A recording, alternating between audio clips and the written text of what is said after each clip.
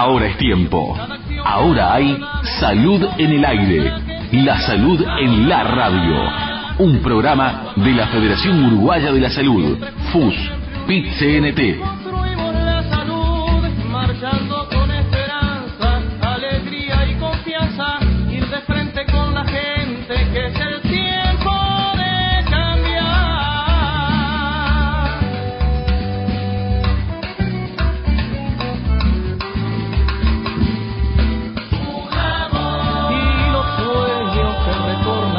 Esperanza de los cambios por lograr un país, luchadores por la vida, la equidad y la utopía de vivir con dignidad, el calor del compañero, el abrazo de un amigo, un sendero cristalino que nos muestra el lugar, una brisa renovada. Compañeras, compañeros, señoras, señores, qué gusto reencontrarnos en una nueva edición de La Salud en el Aire, La Salud en la Comunicación, el programa de radio de la Federación Uruguaya de la Salud.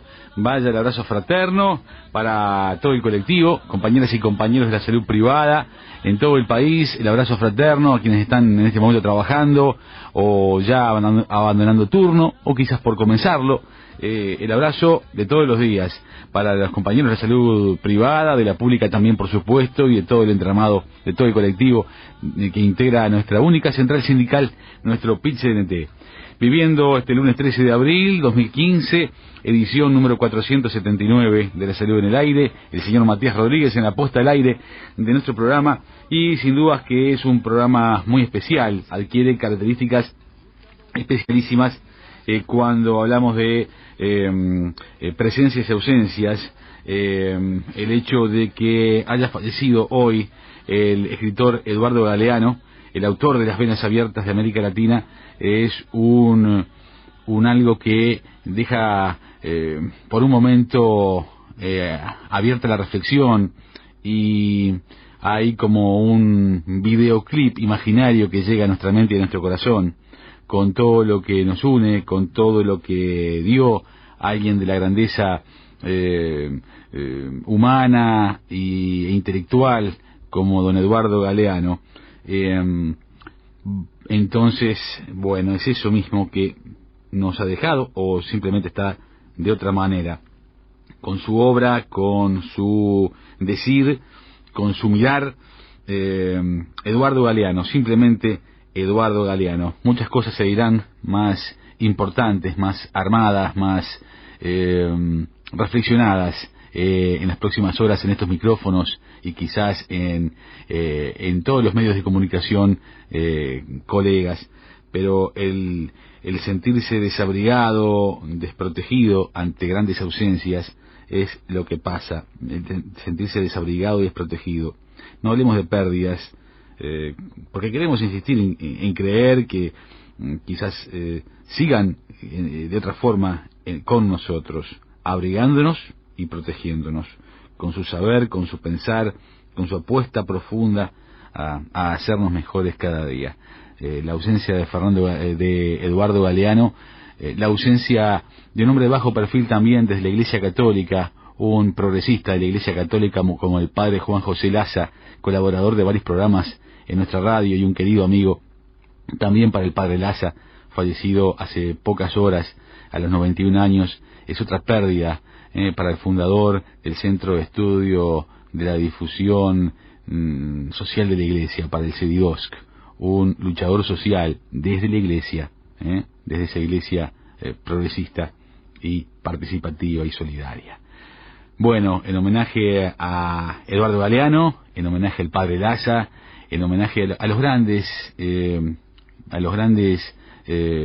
hombres de todos los días que hacen a este país, vamos ya a esta salud en el aire, vamos ya al diálogo y a la comunicación. Hace pocas horas hubo un importante encuentro entre el PIT-CNT y la primera plana del equipo económico de gobierno, un hecho que para nada sigue pasando inadvertido, y vamos a hacer una lectura con alguien que valoramos día a día, que es un colaborador y un compañero de tareas en esta salud en el aire, además de ser un investigador de FUSTE, un docente y un asesor de la Federación Uruguaya de Salud y el Instituto de Cuesta Duarte del PIT-CNT. Estamos hablando de un querido compañero, de Pablo Garrocha, economista. Pablo Garrocha, bienvenido a La Salud en el Aire. Pablo.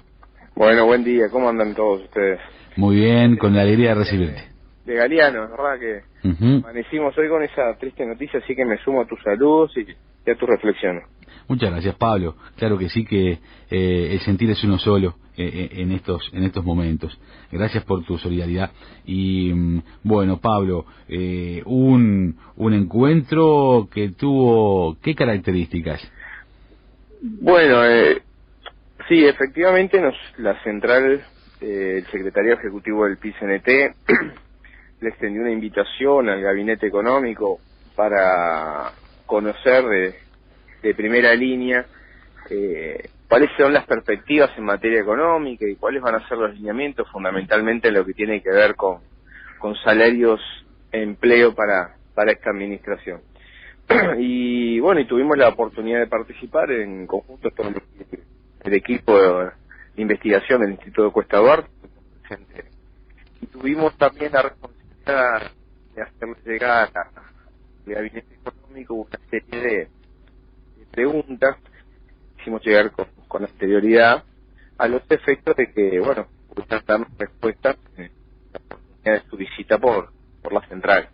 Y la verdad que tenemos que decir, más allá de los contenidos, hay que saludar primero el gesto. Es verdad que no es común en los países que visitan a la central de trabajadores desde el ministro a sus primeros asesores, porque estuvo de ministro Astori, su secretario Ferreri, estuvieron autoridades, digamos, no estuvo el director de PP porque se encontraba en la cumbre de Panamá, pero estuvo Martín Artúrez, el subdirector de PP, pero además estuvo Andrés Masoyer, el director de Economía, pero estuvo Martín Palcórdoba, estuvo también Gabriel Papa, o sea, estuvo los primeros lugares del Ministerio de Economía y Finanzas presentes, y esto no es algo común realmente en el resto de los países, ni América Latina ni del mundo. Entonces lo primero que hacemos es reconocemos y saludamos el gesto. Y bueno, y después tiene que ver con los contenidos, ¿verdad?, de la reunión, donde las preguntas formuladas tenían que ver obviamente con cuáles se pensaban van a ser la política en materia de ingresos, vinculada incluso a atender en forma prioritaria salarios sumergidos, cuál va a ser la política para el salario mínimo nacional, algunas consideraciones sobre cómo se va constituyendo y el rol que tienen las AFAP, incluso el BPS de transferencia de recursos. Por otro lado, también se hizo fuerte hincapié a lo que son los lineamientos en materia presupuestal, lo que tiene que ver con esta prioridad que se ha trazado el gobierno acerca del Sistema Nacional Integrado de Cuidados, asimismo acerca de, bueno, cuáles son los desafíos que enfrenta el país, qué pasa en materia de déficit fiscal y fundamentalmente también uno de los dolores de cabeza desde hace años que tiene el Frente Amplio en materia de política económica, el combate a la inflación. Básicamente, digamos, esos fueron los grandes temas por los que un poco navegó la reunión. Y bueno, y la reunión arrancó con una breve exposición del ministro, donde Astori hacía referencia a cuáles habían sido los logros a lo largo de estos 12 años de crecimiento ininterrumpido del producto, donde esto fue posible, obviamente, no solamente por un contexto internacional y regional que le fue favorable, sino por una administración prudente, ordenada, cuidadosa de las principales variables económicas. Y en ese sentido ya empezó a dibujar el futuro ya con otra caracterización, algo que ya habíamos dicho en otras oportunidades. Hay una coincidencia acerca del equipo de gobierno en materia económica, que los próximos años enfrentan un contexto internacional que les es menos favorable, con algunas dificultades en la región, particularmente con Brasil y Argentina, donde empiezan a mostrar signos ya no de enlentecimiento, sino de preocupación, donde las expectativas de crecimiento de su producto es muy leve, en algunos casos prácticamente no crece o crecen apenas décimas.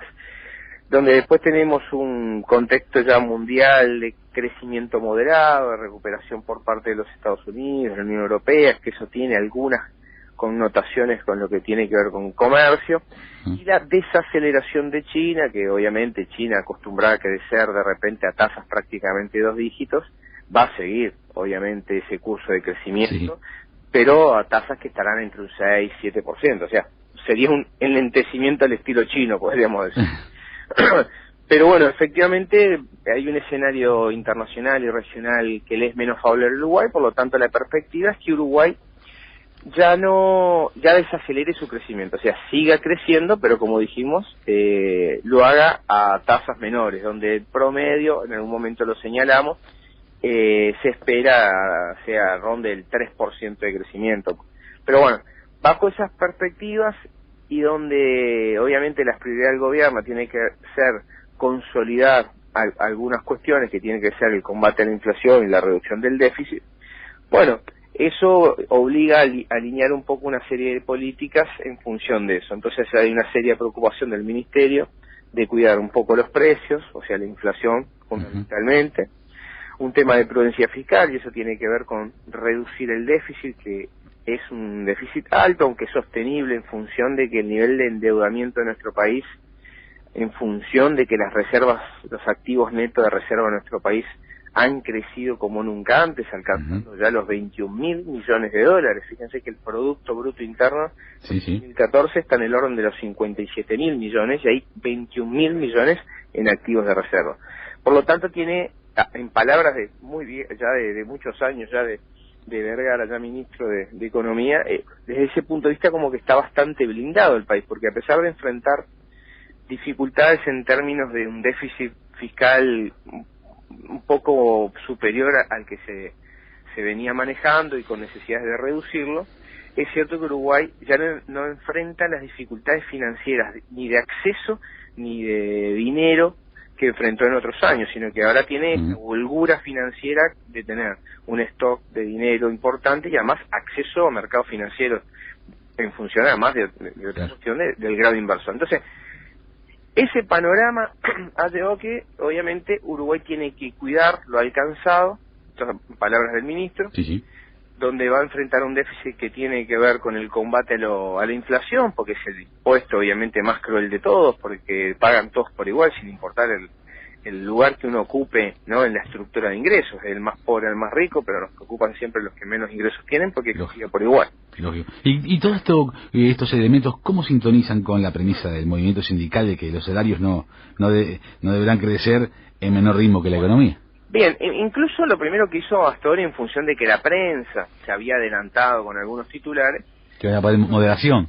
Exactamente, lo primero que hizo advertir, apenas se sentó, dijo, lo primero que hay que aclarar en función de los titulares de prensa, que de ninguna manera venimos a pedirle a los trabajadores moderación en las pautas salariales. De ninguna manera creemos que ese es el camino. Cuestión que nosotros sí saludamos y lo vemos con mucha expectativa, porque efectivamente una de las primeras preguntas tenía que ver, bueno, si la política en materia salarial va a tener que ser tendiente a la moderación, o si se van a mejorar los salarios más sumergidos, si va a haber una política, como se ha venido practicando en los últimos años, de incremento del salario mínimo nacional. Y efectivamente, si bien no han podido analizar con profundidad y si bien no tienen aún definidos los criterios, los lineamientos o pautas salariales de cara a los consejos de salario, sí se adelantaron a decir que de ninguna manera este va a ser el criterio que va a guiar la política salarial, la de la moderación, porque además tenemos una experiencia.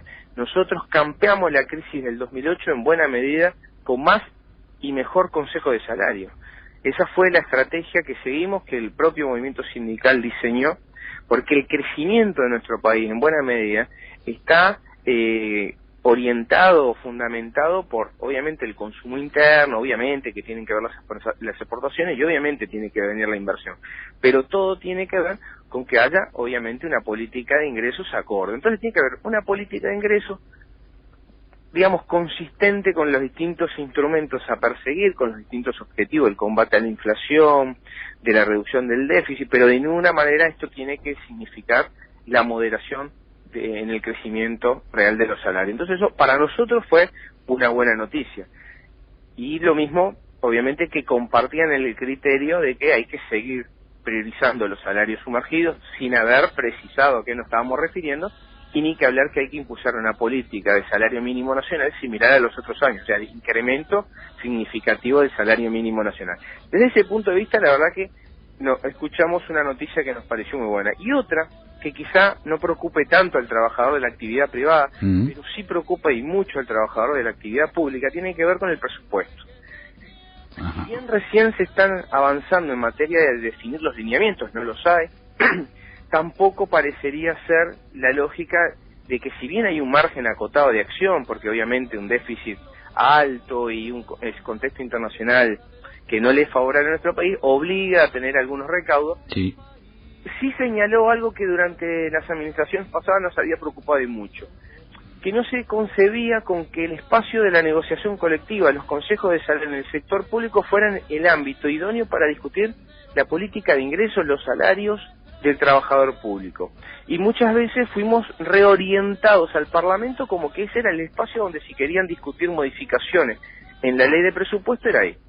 Por lo tanto, desde el punto de vista del ministro, entendió que eso es una confusión. Evidentemente hay que discutir en los consejos salarios lo que corresponde, y esto tiene que ver con los ingresos, con los salarios. Efectivamente no corresponde tener esas discusiones en el Parlamento. Eso también, sobre todo para los trabajadores públicos, es una buena noticia, al menos en los anuncios, porque tiene que ver con una nueva orientación de la discusión que siempre se impulsó y se reivindicó desde el Consejo de los Trabajadores Públicos, que es en la negociación colectiva, en los consejos de salario, donde se definen las pautas, ¿sí?, de cómo van a ser orientados los salarios de la enseñanza, de la salud, obviamente, y de cada uno de los trabajadores del sector público. Eso también es una buena noticia.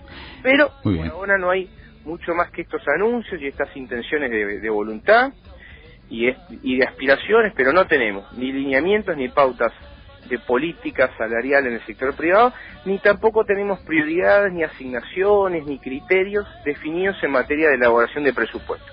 Sí hubo quizá una referencia muy notoria, muy significativa, porque además formaba parte del plan de gobierno del Frente Amplio, que obviamente se van a orientar prácticamente todos los esfuerzos y todo a consolidar al Sistema Nacional Integrado de Cuidados, cuestión que sobre todo para la FUS ve como claro. Seguiremos hablando sobre este particular, desarrollando en el tema del sistema de cuidados y su relación con la economía, con el presupuesto. Un tema apasionante. Gracias, economista Pablo Darrocha, asesor de la Federación Uruguaya de la Salud y del Instituto Cuesta Duarte del PIT-CNT, por tu participación, por tu alegría de siempre aquí en La Salud en el Aire con nosotros. Bueno, muy bien, un saludo a todos. Hasta muy pronto. Abrazo. Chao, abrazo. Nos reencontramos a las 20:30 horas con más Salud en el Aire. ¿Y por qué no a las 2 de la mañana? También allí vamos por más. Chau, chau, buena jornada. Vamos por más, vamos por más. Siempre juntos, siempre unidos. Salud en el Aire fue un programa de los trabajadores de la salud privada para toda la comunidad.